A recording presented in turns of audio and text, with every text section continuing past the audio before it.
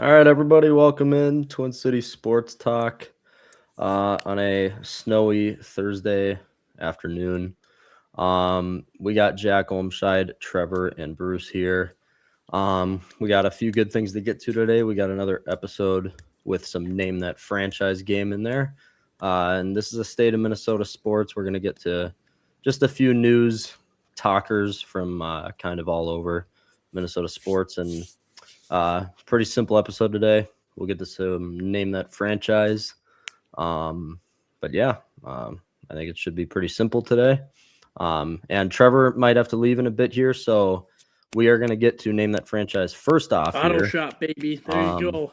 If people do not remember, Jack ended up getting the win last time on Name That Franchise on a very close finish there. You just got to be quicker. What yes, can I say? Exactly. This very top table is just the point category. Both Trevor and Jack have a win there. I'm still looking for my first win and Name That Franchise. Today's going to be played a little bit differently. Jack is going to be doing a best of three. So we have three different franchises. Yeah. And it's going to be a good battle between me and Trevor today. Yeah, I'm really curious to see with this one. Yeah, let me get my notes ready, or my paper, because I forget easily. But all right. Okay. Jack. You ready, fellas? Let's get to it. Okay, so I kind of went with this a different way. I made two of these pretty hard. Well, I at least thought they were pretty difficult. One of them is a little on the easier side, but okay. 1 through 3. We'll let Bruce pick which one I start out with. Oh, all right. We're going with number 1 for Jalen Naylor. Okay. All right. So clue number 1. This team was founded in 1998. 1988. 98. Okay. Oh, 98. Yep. I'm already off to a bad start. Yep. With there we the listening aspect. This is going to be a legacy round for Bruce here. Yeah. Clue number 2. They were added alongside the Tampa Bay Rays in an expansion.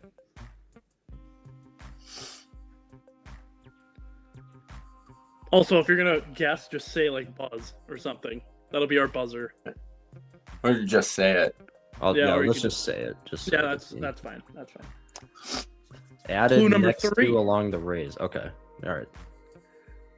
Their first year played, their stadium was named after Bank One Ballpark. Or Bank One. It was called Bank One Ballpark. It is now named after a different bank. Is it the Pirates? No.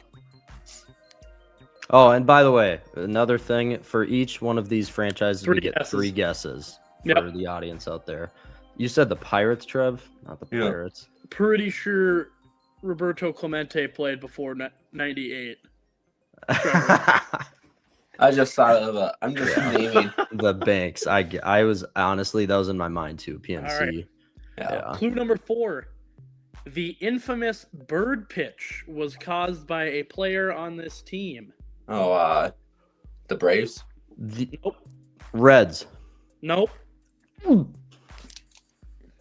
the Reds have been around forever. Dang it. You're right. I just thought of the bank and the bird. I know which bird clip you're talking about. Yeah, he hits the bird. Did you guys know who the pitcher is? Yeah, Randy Johnson. Yep. Yeah. Okay. Final clue. Just... In 2024, a game which has become known as the B game held a pause in the action due to a wasp nest behind home plate, which the game ended on a Christian Walker walk-off home run. Diamondbacks. Bruce got it. What is that stadium called? Chase Bank. Chase Bank. Yeah. That irrelevant franchise. Yeah. Chase Field. I was trying to think of like all the teams Randy was on, and I'm like, okay, probably the Diamondbacks. I want to hear the next clue. Mm-hmm. Kind of get that in rhythm. One could say Trevor was clueless. Why did I? Yeah, whatever. Okay, Trevor, since you have the disadvantage, I will let you pick 1 or 2 now. Which one we go with? Let's do the square root of 4, please. Okay. This team was founded in 1883. Dodgers. Nope. All right, that's one guess for Trevor. I'm counting that as a guess. Yep. 100%. Well, yeah, they were one of the first however many teams. It doesn't need to be Yeah. a baseball team though, but No. either way. Clue number 2, from 1883 to 1934, they went on a dominant run, winning 11 Stanley Cups. Oh, jeez.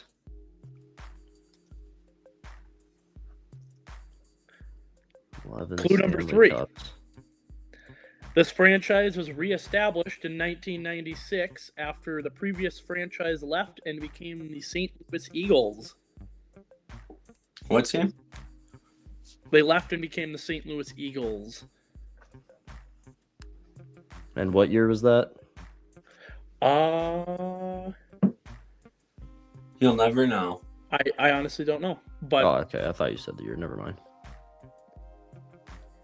they were reestablished in 96.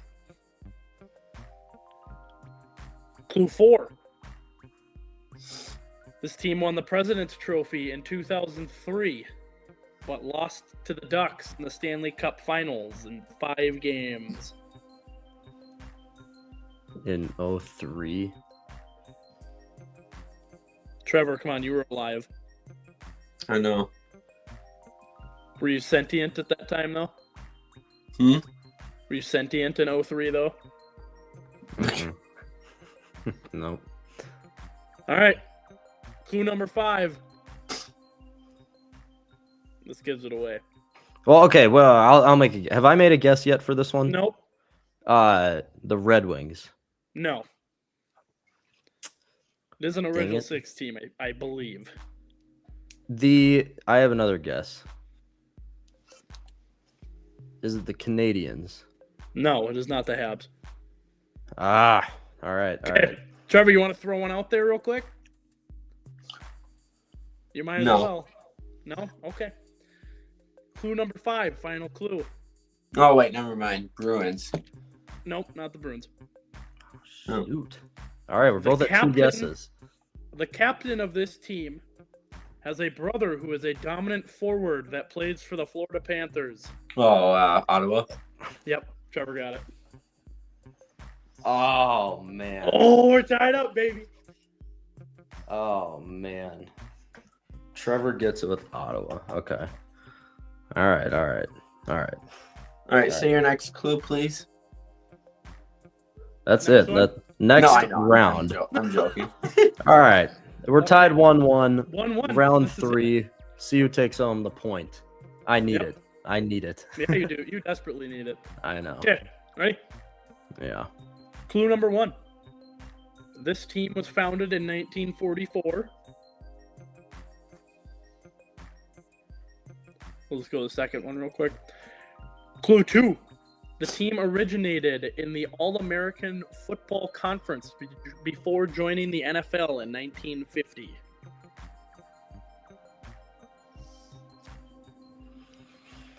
I'm just throwing a bunch of dates at you guys here.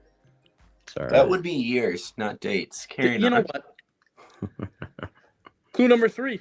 They have not won a championship in the Super Bowl era.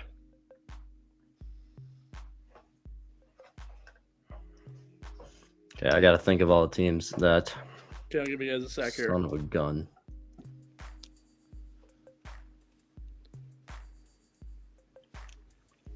I think I have a guess, but I'm going to wait till the next clue. I Okay. think I have a guess.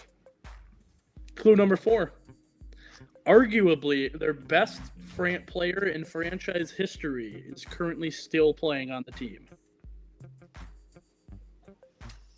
Is this like statistically proven or just like kind of just like you know? Just kind of like when you think of this team, you think of this guy.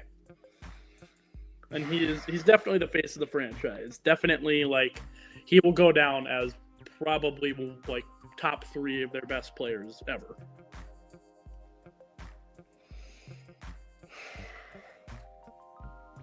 The Cleveland Browns. It is the Cleveland Yes! Browns. Let's go.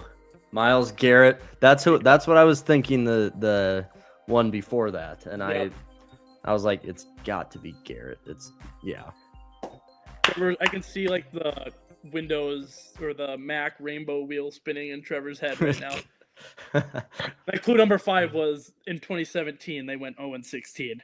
So Okay. that would have. Yep. All right. Hey, Bruce, there we go. On the we are board. all tied up. Everyone has 1 point in the name that franchise category here. Does that make you doing it next week? Yes. Now that I won this week, I'll be pitching out the clues next week. We'll see if we go back to one team or maybe the 3. The 3 was good. Yeah, I feel like we'll just run out of franchise. There's a lot of them out there, obviously, but you can always do different clues too. Yeah, exactly.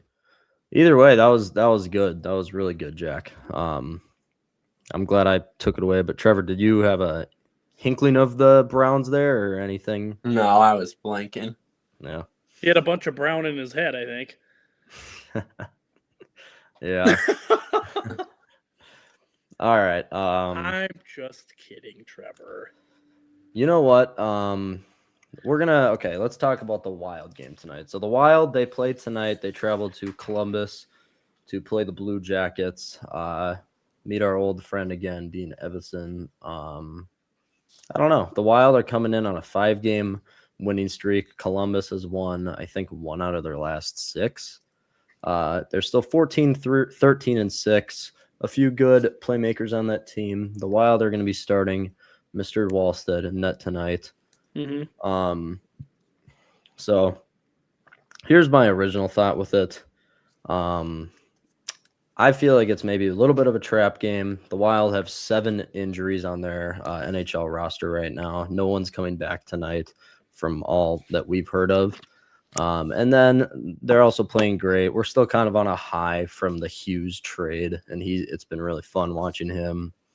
But again, it's like so we play the Avalanche and Oilers this weekend.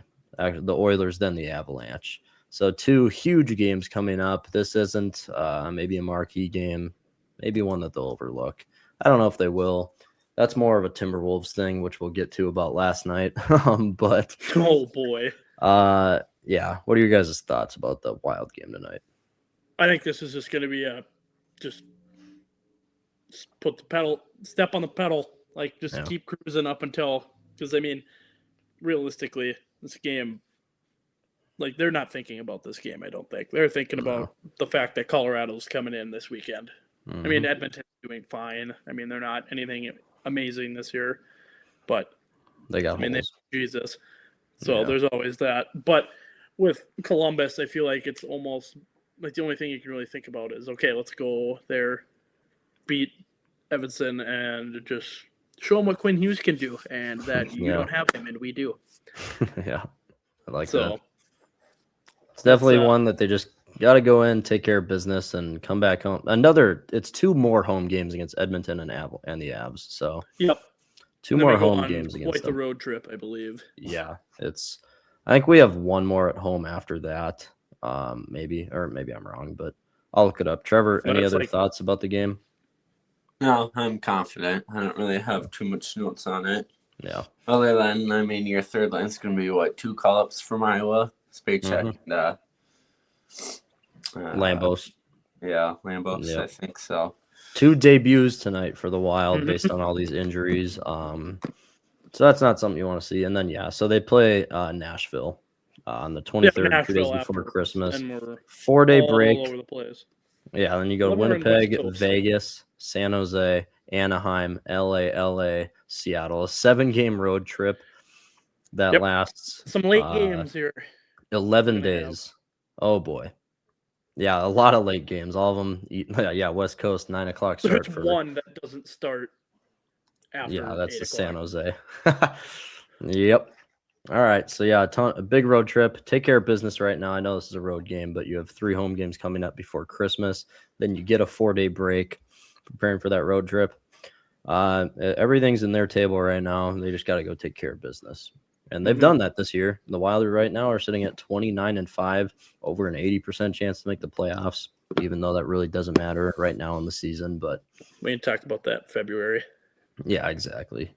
They're going well. And here's the thing: it's not major injuries. Johansson, Zuccarello should be coming back sooner rather than later, and other guys not going to be out for months and months and months. So, yeah, I mean, with these injuries, so 7 injuries, like I said, they now have 29 players on their payroll and have no more room for any additions, which we're going to get to in the next few days, maybe center trade talks, because if the Wild want to contend, which they're kind of hinting at by acquiring Quinn Hughes, they're going to need another center. So we're going to go over some mock trades for some centers around the NHL. But if you don't get guys healthy, you don't have any room to make any additions or bring anyone in. With now having 29 players on the payroll, that's the max. So they got to get that figured out. Trainers, do your Mr. Miyagi's on everyone and get them back on the ice. So that's as simple as that is. But yeah, I think we're good right now. Trevor, let us know when you got to leave. We'll take your Wild prediction. Later for our predictions too, we'll make a Rams and Seahawks prediction. Huge game tonight. That's Thursday for the football. division. That's for the West there. Yeah, basically for the division. Both sitting at 11-3. So quite the game. Quite the game tonight on Thursday. I'm excited for that one. I can't wait to hear Devontae Adams, or I can't wait to hear Al Michaels just get so excited about a Puka Nacua 40-yard Puka Nacua downfield, and that's a Rams touchdown. Brought to you by Prime. Brought to you by Prime. The drink. Oh, man. Yep, good job, Amazon. Yeah. All right. That's for the Wild. A few other things. We'll talk one thing about the Vikings right now. Josh Metellus, earlier this week, Jonathan Gennard goes down for the rest of the year. Josh Metellus, same shoulder surgery as he's having done, so he's out for the season now. I know a lot of people would be upset with how Metellus played this year. Jack and I talked about it a little bit before this, but he was asked to play more of a traditional safety role now that Bynum is gone. So last year he earned his payday. But I think that has to do with a lot of the Swiss Army knife role. He hasn't gotten to do that a lot more this year. So no, we need a guy that he can bank off of for next year, just so he doesn't have to, because he's just over exerting himself. I mean, you see that every game. I'm just saying, Caleb Downs. PFF had the Vikings drafting Caleb Downs. Would be something ginormous. I have no idea how that's even possible. Caleb Downs dropping to 11, but if he does, franchise altering right there. He is a heck of a player. Yeah, so that's really all the Vikings stuff for today. We'll get to more as our game against the Giants comes up in a few days. A few things about the Twins. Some of the bigger thing. Joe Ryan has elected to play in the World Baseball Classic, which that's another thing Jack and I were talking about. You guys can get jerseys now. Nice. Yes. But yeah, he's going to be playing for Team USA, so that's going to be fun. It's going to be a lot of fun watching the tournament too. Yeah, we'll have to cover really that. Fun 2 years ago, but yeah. We'll definitely be covering it. All right, a little bit more about this ownership switch. So Joe Polad is he's being taken over as like the head owner by Tom Polad, his older brother. Not like a huge switch here, but beginning the transition, Tom, obviously, like I just said, going to be taking over for Joe, who's kind of ran this entire organization into $500 million of debt. So what they did is they brought in, I think, 3 new stakeholders or just ownership groups, companies, and all of those have put in a total of $500 million to get them basically out of debt. Is basically like the silver lining behind the whole thing. But it's not a lot. It's really not a lot. Joe Polad, he's done with the team. Tom Polad, so we're not away from the Polads as of yet. But I mean, it's good news because coming up as next year, if these same investing groups give in maybe the same amount of money, you could see the Twins be bigger spenders in the next few years. Now that they're 20 million. Yeah, exactly. Now that they're out of debt for the most part. So we might not have to worry about that next year anyway. Yeah, exactly. A cap that gets taken place. I know that's That's the big argue behind us Yankees fans and Steinbrenner not wanting to spend. Like, this could be the last year, so do it. Yeah, exactly. Yeah. Yeah, I mean, a lot of the lockout, that's definitely going to happen at the start of the year. But yeah, so not a lot to go off of here. There will be more stuff to go with it, but not a huge talker right now. One other Twins thing, the Twins ended up signing reliever Dan Altavilla, 33-year-old relief pitcher from the White Sox last year, 29 innings pitched, a 2.48 ERA. Mm-hmm. More of a feel-good story for him. He I think he was out of the MLB for a few years, came back last year for the White Sox and did well. And now the Twins signed him to a minor league deal, so it's a good deal. I mean, I like the move.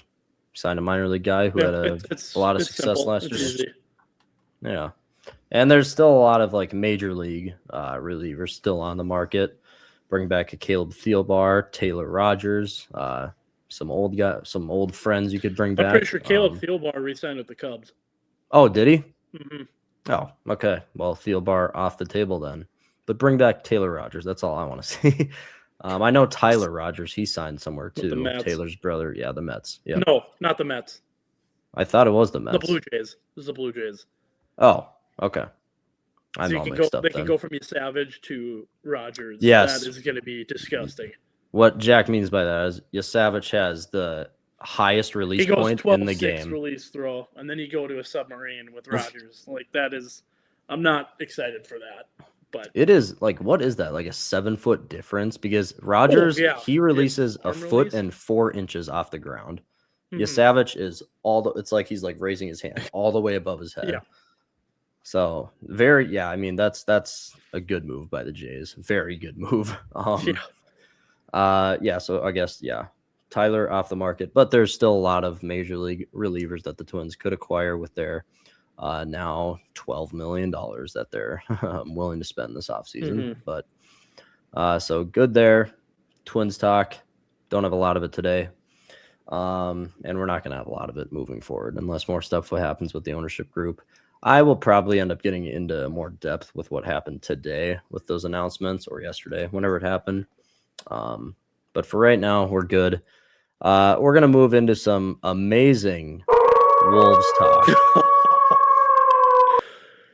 The Wolves, this is just embarrassing now. All year, we keep explaining how they don't come to play against these teams that are way, way, way, way worse than the Wolves in any statistical standpoint and any physical or just game-ready standpoint. Last night, they welcomed the 12-14 Memphis Grizzlies, who are down Ja Morant. And just like the broadcast was saying, their injury list, I'm gonna read off the whole thing. Well, I'll just name how many. 9 players on injured reserve. That is a half an NBA roster right there. So half of their guys are call-ups from like the G League and just like random kind of throwaway guys, okay? Mm-hmm.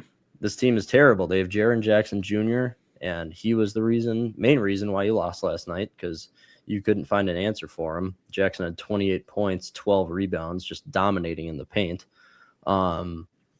Last night, like it was bad. Players turning the ball over is the biggest thing for the Wolves right now.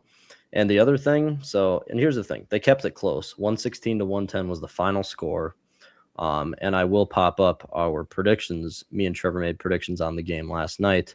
I said the Wolves would win 120-110. Trevor said they would win 126-123, and both our player predictions were wrong. So terrible night from me and Trevor. Very bad night. So yeah, the standings stayed the same, except both of us gained a loss. We'll get to our other predictions later for the Wild, but very bad game. You had 18, actually both teams had 18 turnovers. It was a really, really sloppy game, hard to watch. But my biggest thing is, in these close games, the Wolves need to run an offense better, and I don't know if that's a standpoint of Finchy not coaching to move the ball around, or if it's just players. It could be anything. But in the last 5 minutes, if you go by possession, I'm not going to, but you just go watch the game, the last 5 to 7 minutes of the game. The Wolves, 80% of their possessions were chuck up 1-3, defense gets the rebound, and they are done with that possession. And guess what, Wolves fans? The Wolves missed every single 3 they took in the second half. They hit one with 30 seconds left in crap time to cut it to 6 or whatever. Yeah, so they were 13 for 44 from 3 last night. They were actually shooting the ball well in the first half. Second half completely go cold. And you would think that would be a telltale sign to stop shooting the 3 and start driving the lane and moving the ball around, find a better shot in those clutch times. Because if they do that, it's simple. They win the game. It is that simple. Also, the free throw shooting down to 70% last night. You win the game if you make all your free throws. And it's a tough thing to say to make all your free throws, but a free throw is the easiest shot you can have in basketball. You need to make them. Shooting 70% in an NBA game is terrible. These guys do this for a living. It's Yeah, I've never understood that. Like how you can go up to the free throw line and like miss both. Like yeah, you're a I get like professional Rudy basketball player. Gobert. What are you doing? Exactly. Rudy Gobert, it's like a bad shot for him. He's never been a shooter. Big guys usually aren't. Go in the gym and shoot 1,000 free throws a day. You hear guys, Michael Jordan, Kobe Bryant, all these guys, they put the work in and they don't miss. Steph Curry's a 95% free throw shooter. Yeah, he's the best shooter of all time, but he also puts in the work and shoots, I think, 500 free throws after every practice. There's things you can do, and going 70%, if you make your free throws, you win the game. If you do anything but shoot the 3 ball after you've missed 20 of them in a row in the second half, like legit, I think they shot 18 threes in the third and leading up to the last 5 minutes of the fourth quarter. They didn't make one of them. Learn from your mistakes and go drive the ball, move it around, find an easy shot. It's selfish play, it's stupid play, and it's so hard to watch because you're thinking like after a timeout, Finchie's going to draw up a play to get Rudy on the inside for a lob or a dunk by himself. No, he draws up a play and has Dante shooting a 34-foot shot.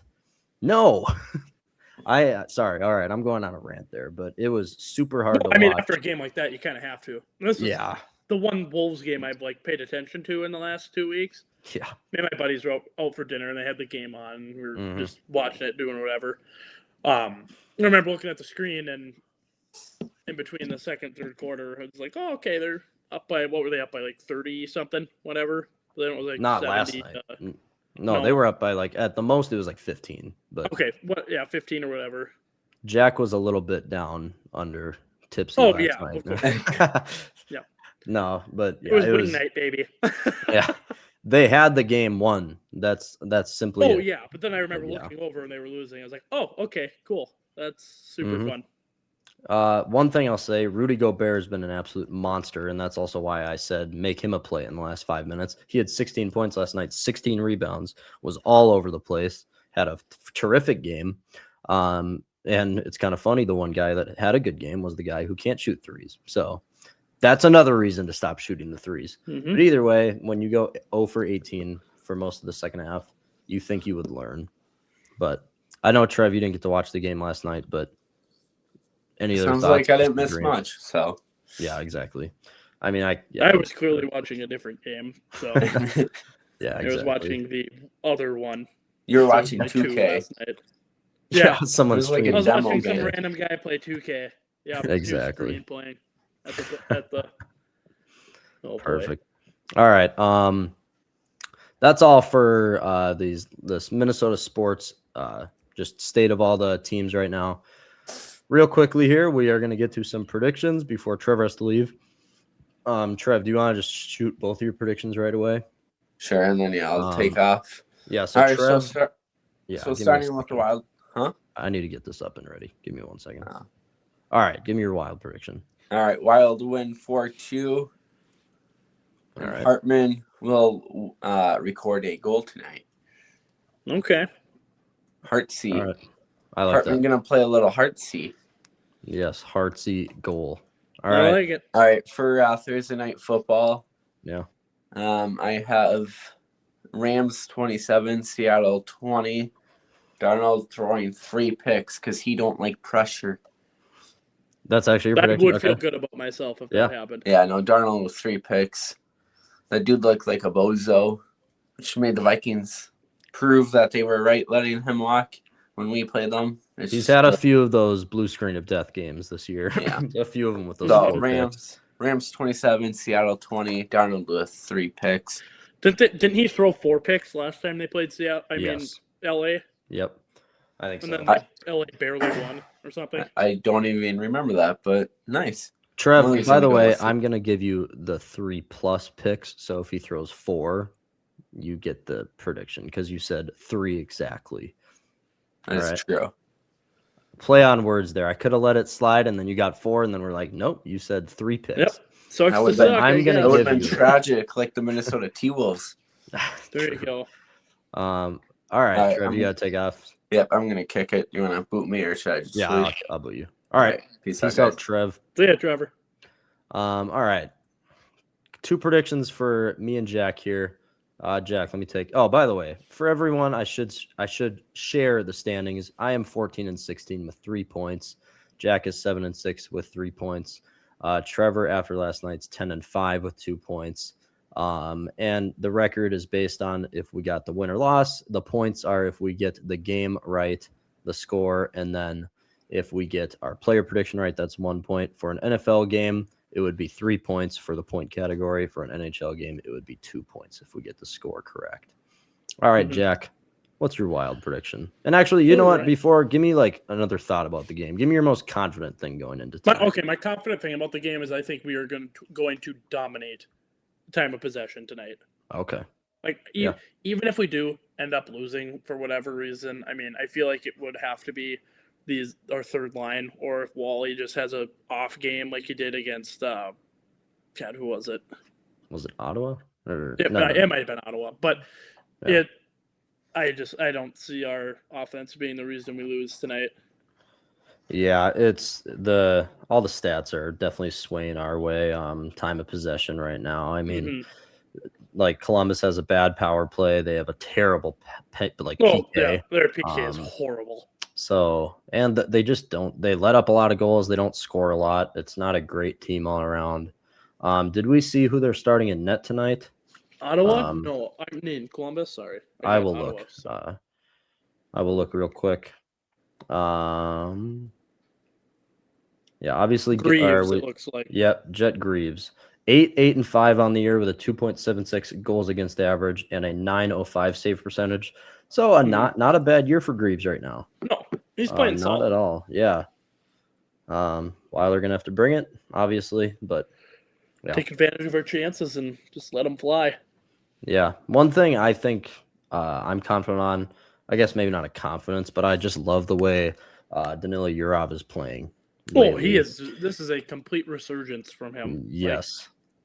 Yeah. He's getting in front of the net, getting dirty. He was there for a bunch of good passes from Harty, from Johansson the past week or two. What was the one, or Faber, the one in Hughes' first game? Faber to Yurov. Yeah, Yurov is playing confident. He's playing fast. He's putting shots on net. He's playing great right now, and I think that's maybe my confidence. My confidence, I could say, is just like the first line, because our first line is probably top 3 in the NHL, maybe the best, just overall. But I'm going to go into the weeds with Yurov. Either way, Jack, give me a prediction. Let's go. I think Wallsted's going to have another shutout tonight. Ooh, okay. What was the score? 3-rip. 3-0. Okay. I think Wallsted's going to have at least 25 saves.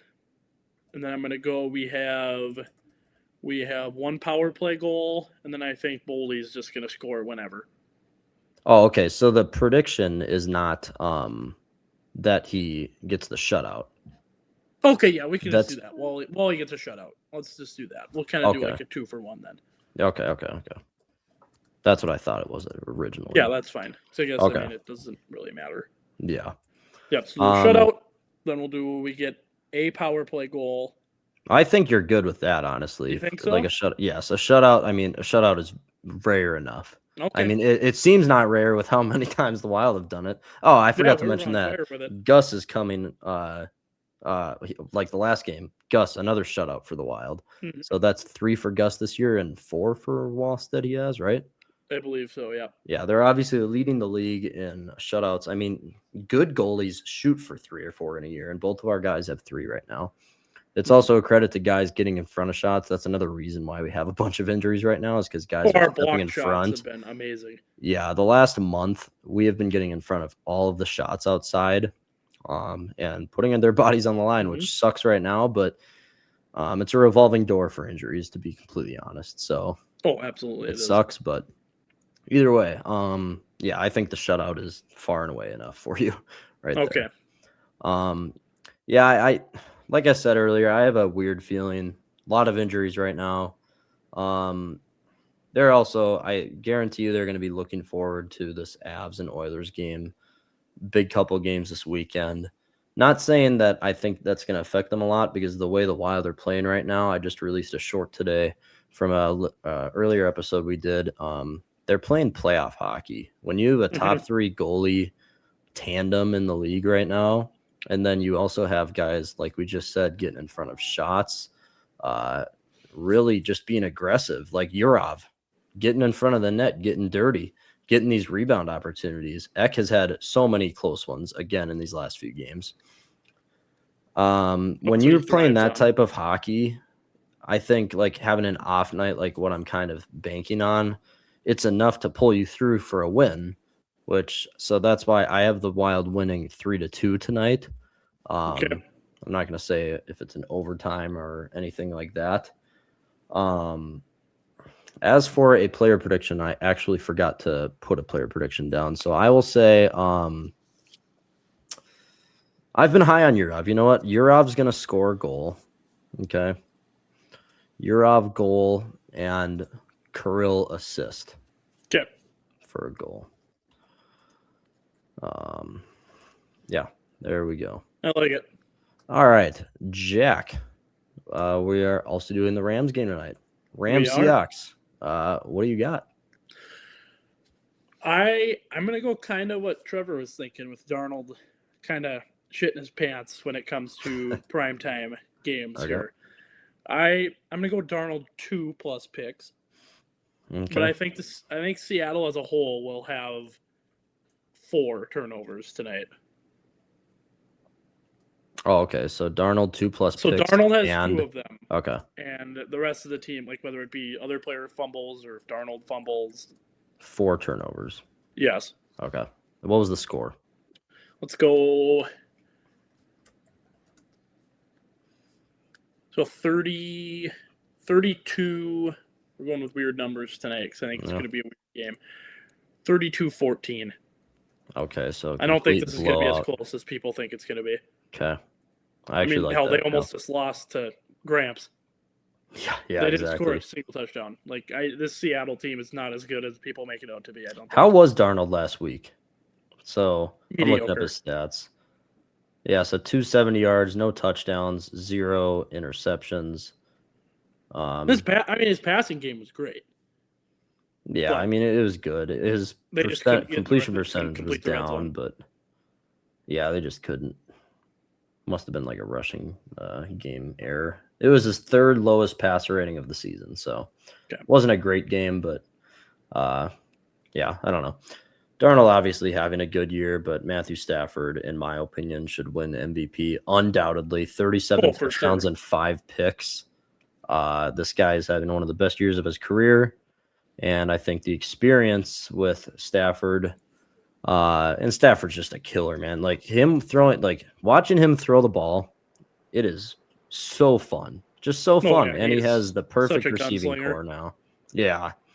So I also have the Rams winning. I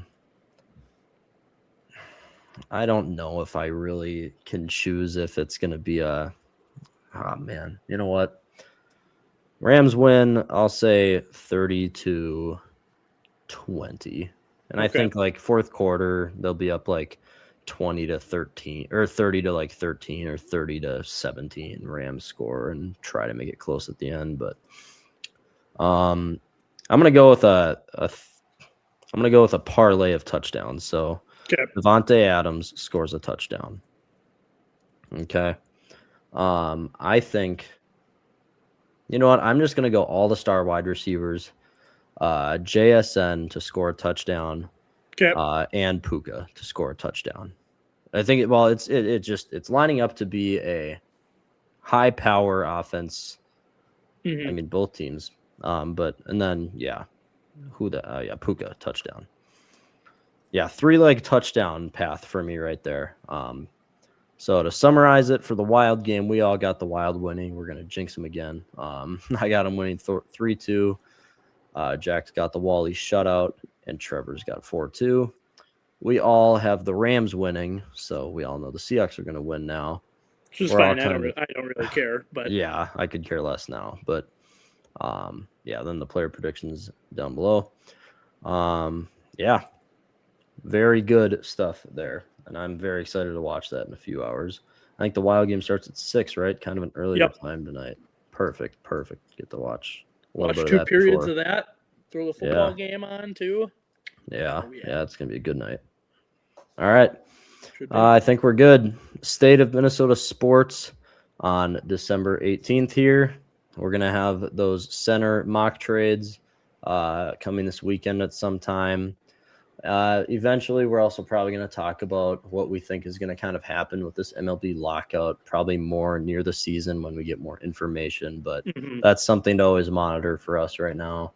That'll be something that keeps consistently building up. Honestly, yeah. I'd say with how good the Dodgers are going to play this year. Yeah. Or yeah, if they exactly. trade for Tariq Skubal. Like it's. Oh, yeah. One other thing I wanted to ask or mention about who is the Japanese guy? Matsuyama or what is his name? Murakami or yeah, Murakami. Mm-hmm. So There's 3 I days saw left to sign. Exactly. He is 3 days. Japanese stars It's the are running out of deadline, time. and he's not getting any interest reportedly. No. Well, he has a crazy high strikeout rate, but his power is ridiculous. So exactly, because we mentioned it a few episodes ago. His batting average I think was 0.085 against fastballs over 93 miles per hour. So like holy crap! Hit the off speed. Yes, but holy crap, that's bad. Like in a very fastball heavy league. That's obviously why he's not getting any like notice. But I mean, what was his projected contract either way? Like, do you know it? They said it was going to be like 3 years or something. Like 3. Do you know the money behind it? No. Yeah. I want to say either way, it wouldn't be a lot because I mean this guy would just be a test. Like you're not going to go out and break the bank like you do for a Yamamoto or a Roki Sasaki. Really proven guy. This guy needs to prove a lot. Yeah. Depending on how much he would be, oh my gosh, I would love to see the Twins bring him in because he's an outfielder, right? Yes, I believe. No, he's a third base / first baseman. Oh, okay. Well, I guess we got our first base figured out, but it'd be another depth guy. Like we said, Josh Bell can't play every day. True. Yep. So this could be a good. And Murakami, he's a lefty, right? At the plate. Yeah. Okay. Yeah, I mean, a guy who hits for a lot of power just on a bunch of off-speed stuff. If he wanted to sign and just prove himself in the MLB for a year, sign him to a 5-year deal. Probably less than that, to be honest. If he's like Jack said, 3 days left until he can't sign in the MLB anymore. So he's going to be desperate to even get anything. Yeah, if he's really desperate to get to the MLB, he'll sign for anything. Send him a contract for $1 million for 1 year. Get him over and play a platoon at first base and get him in the lineup. I think that would be really fun. That would be really fun. But yeah, good. I forgot about that. I wanted your word on that, but yeah, they roll. Oh, one other thing, roles reverse draft. Another one happening this weekend. The topic is milking a cow. Which athletes would be the best at milking a cow? All right, it's gonna get good. I like that topic. I already got my number one pick. Do you? Mm-hmm. Okay, don't tell me, or else I'm gonna steal it. Yeah, that'll be coming this weekend. A lot of good content coming from Twin City Sports Talk. But for TCST, Bruce Kramer, Jackson Olmscheid, it was great talking with you guys today.